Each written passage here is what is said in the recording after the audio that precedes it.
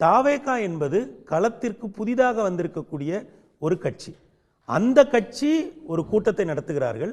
அந்த கூட்டத்தில் இந்த மாதிரியான ஒரு நெரிசல் மரணம் ஏற்படுகிறது. அப்படிங்கும்போது என்ன பண்றாருன்னா, முதல்வர் முதல்ல அந்த களத்துக்கு போகிறார்.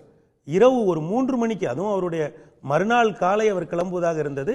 அந்த எண்ணிக்கையை அதிகரிப்பதை பார்த்த பிறகு ஒரு பதைபதைப்போடு அவர் அன்று இரவே கரூருக்கு போகிறார். அங்கதான் முதல்வர் அப்படிங்கிறவர் ஒரு ஒரு அரசியல் கட்சியினுடைய தலைவர் அப்படிங்கிறதையும் தாண்டி ஒரு ஸ்டேட்ஸ்மேனாக உயர்கிறார்.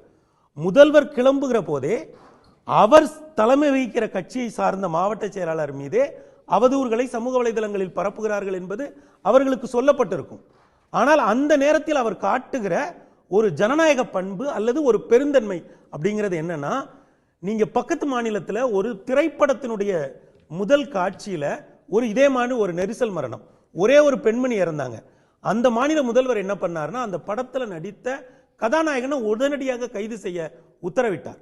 இப்ப இவ்வளவு விஷயங்களையுமே நீங்க ஒரு இன்ஸ்பெக்டர் அனுப்பியிருந்தா அவர் அன்றைக்கு தாவேகா தலைவரையும் தாவேகாவுடைய ஒட்டுமொத்த அணியையுமே கரூர் புறநகரில் நிறுத்தி, சார் இருங்க சார் நம்ம போகலாம் அப்படின்னு சொல்லி அவங்களால நிறுத்தி வச்சிருக்க முடியும். ஆனா அவங்க அந்த இடத்துக்குள்ளே அவங்க நகரவே இல்லை. அவங்க என்ன பண்றாங்க, இதை நிர்வாக ரீதியா என்ன பண்றது, எவ்வளவு பேரை காப்பாத்துறது. இதுல இன்னொரு விஷயம் என்னன்னா, துணை முதலமைச்சர் எங்கேயோ வெளிநாட்டில் இருக்காரு, அவர் உடனடியாக இங்க வரணும். இந்த துயரமான ஒரு நேரத்தில் தான் வெளிநாட்டில் இருப்பதை விட இங்க களத்தில் இருப்பதுதான் முக்கியம் அப்படிங்கிறாரு. உடனே மந்திரிகள் 2 மந்திரிகளை உள்ள அனுப்புறார். இவ்வளவு விஷயங்களையும் நிர்வாக ரீதியாக செய்கிற ஒரு அரசு ஒரு இடத்துல இருக்கு.